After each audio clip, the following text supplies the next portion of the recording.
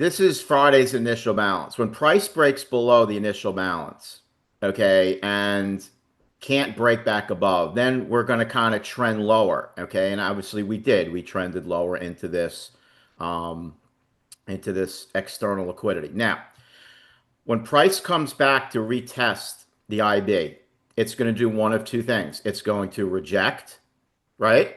Or it's going to reestablish back above.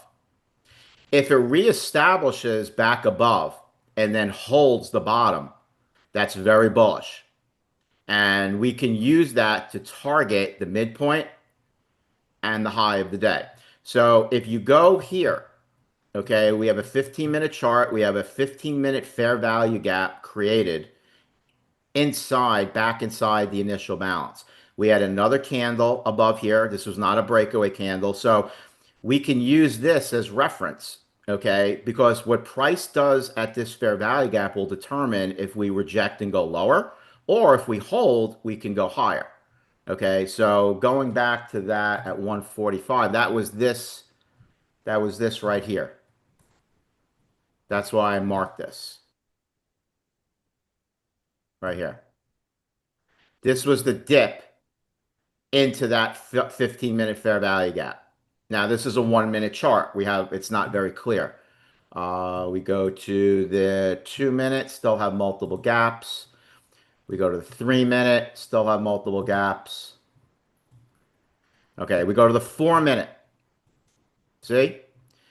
We inverse the 4-minute fair value gap after delivering from the 15-minute fair value gap. This was a great trade also. We were in, I think we were in Q&A at this time.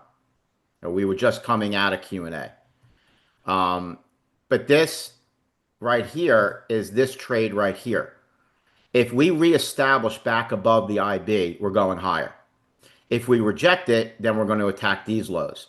This 15-minute fair value gap was the line in the sand. If we disrespected it to the downside, we can now go short to down here. If we respected it, we're respecting the 15-minute fair value gap right at the IB low. That means the IB inside of the IB is now accepting price again, which will target the midpoint and then the high.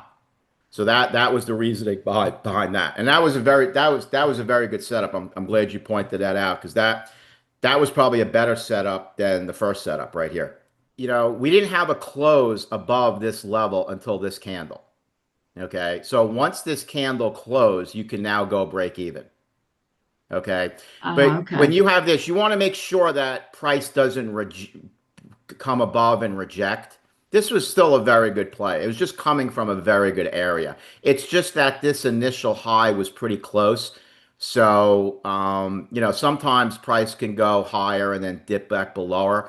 But you had such good price action right here with the initial balance. This wasn't just a pattern in the middle of the day. This had context. And by having context, this should give you more confidence to hold the trade. Once this candle bursted above here, you can now go break even on the trade and then start taking profits at these levels right here. But Right. that's all I meant by that. But this trade had excellent context. This trade down here was just a move back to the initial balance. Once we're inside the initial balance, we are now respecting it and we can anticipate moves to the middle and then to the high. And that's why the initial balance is such a great tool to have on your chart because it gives you so much more extra structure that a lot of traders don't see or know, right? Because if you were right here, if we didn't have the initial balance, if we didn't have the initial balance right here, okay, what I see is a bearish price action. I see a bearish fair value gap right here, right? So what are ICT traders going to do? They're going to short this IB, this a fair value gap and target the lows because that's what ICT traders do. It's a bearish fair value gap. But when you add the initial balance, price is now consolidating inside this bearish fair value gap, but also back inside the initial balance.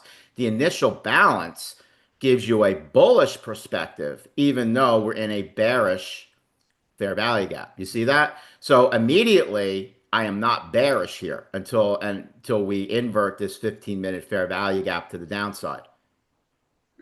This Right. was perfect because the fair value gap displacement was right at the IB low.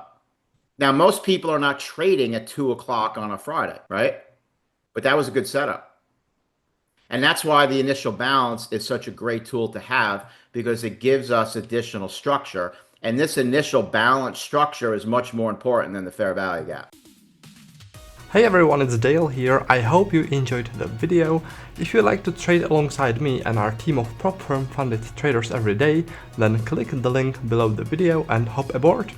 We are looking forward to trading with you.